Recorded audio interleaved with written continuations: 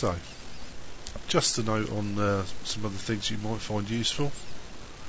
If you go to Textures and Texture Editor, you get your 2D view, and you can pick your colour, normals, specular and shaded model.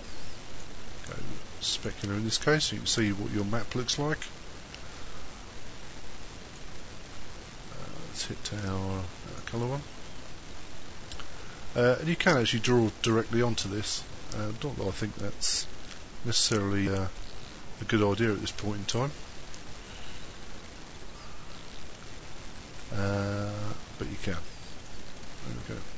You see that moved on there, but doesn't look very good. But if you're used to that sort of thing, then it's fine. Now I haven't experimented with it much, but you can also use an external editor. So if you edit all, it will work out your layers and put them into your Photoshop or your PaintShop Pro or Painter, anything that will handle a PSD basically, or a layered image. Then you can start doing your syncing and do all those sorts of things. But just for now, I'm going to leave it at that. I shall leave it to your imagination to deal with most of the other tools. All sorts down here, all fairly standard to normal painting type packages. So we're going to try and use this in Poser now. So Textures, Export, Diffuse Map. That's what I want. I'm going to put it into BMP and use that one because that was an earlier test. That will save my my diffuse map, not my specular map, my diffuse map.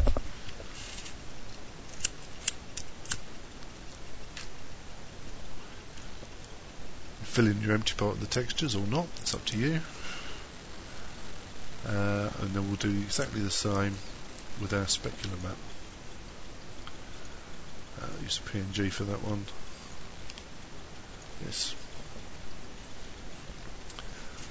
And now we're ready just to go back to Poser, connect all those up and see what it looks like. Fill in empty parts, yeah, go on then.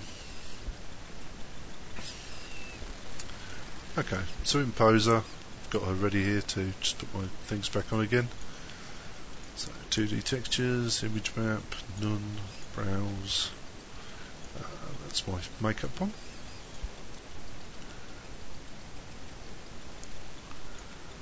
You'll notice it's only done the layer we had selected. I'm not unhappy about that. No, I tell a lie, it's done both. It's just my preview hasn't updated itself.